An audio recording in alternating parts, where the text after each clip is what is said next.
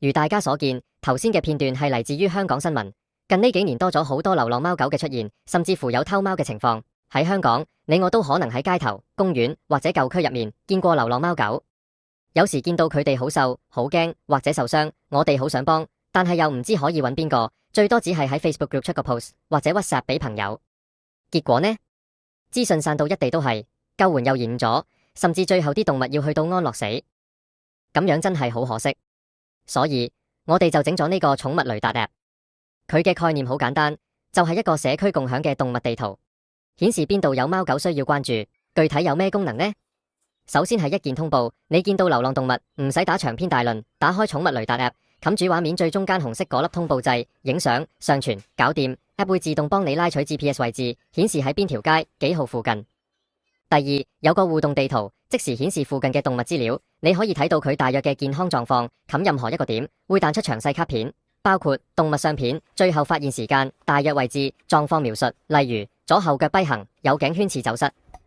第三，如果你係寵物主人，唔小心走失咗狗仔貓仔，冚協尋通報，上傳寵物相片、晶片號碼、走失地點、時間同埋明顯特徵，例如右耳有粒癦、戴藍色胸背帶。app 會自動俾對地圖上嘅懷疑走失動物通報，如果有吻合，會即刻推送通知俾你。呢以前要幾個鐘甚至幾日先做到嘅嘢，而家可能半個鐘就有義工到場，或者主人就揾得好。等我從 IT 技術角度講下寵物雷達嘅運作流程。我哋用 Firebase Authentication 處理登入，支援電郵密碼同匿名登入兩種方式。成功登入之後，主畫面會即時顯示動物地圖同清單，呢啲資料係嚟自 Firebase Firestore 一個實時數據庫。每當有用戶提交新嘅通報，數據會寫入 Firestore， 同時觸發前端嘅即時更新，所以其他用戶唔使重新整理，地圖就會自動出現新嘅標記。至於圖片方面，用戶通報嗰陣上載嘅動物相片，會直接送去 Cloudinary 呢個雲端圖片儲存服務。Cloudinary 會幫我哋最佳化、壓縮同派送圖片，然後將條圖片連結儲返入 Firestore， 咁就唔會菜爆數據庫。成個流程嘅關鍵係事件驅動，用戶一填完表，上載完相，系統就會喺背後非同步咁儲存資料、更新地圖，同埋如果係走失報告，仲會自動俾對附近類似嘅通報嚟做初步配對。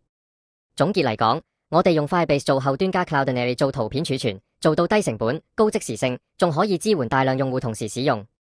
呢個技術選擇令到即使唔係大型機構，都可以營運到一個全港性嘅流浪動物通報平台。好，講完點用，我想同大家總結返一樣嘢，我哋嘅最終目標係：第一，縮短救援時間，唔使再等幾個鐘甚至幾日先有人發現個 post；第二，減少資訊混亂，唔使再喺10幾個 WhatsApp group 或者 Facebook 群組之間揾料，一個地圖睇晒；第三，長遠嚟講，減少流浪動物嘅痛苦同數量，當越多人用，通報越快，救援越及時，領養配對亦更有效，自然就會少啲動物要喺街頭挨餓、受傷，甚至最終被安樂死。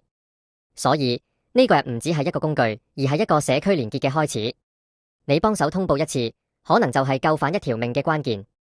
我哋希望做到嘅是，香港唔再只係一個人多車多嘅城市，而係一個對動物都友善、有溫度嘅地方。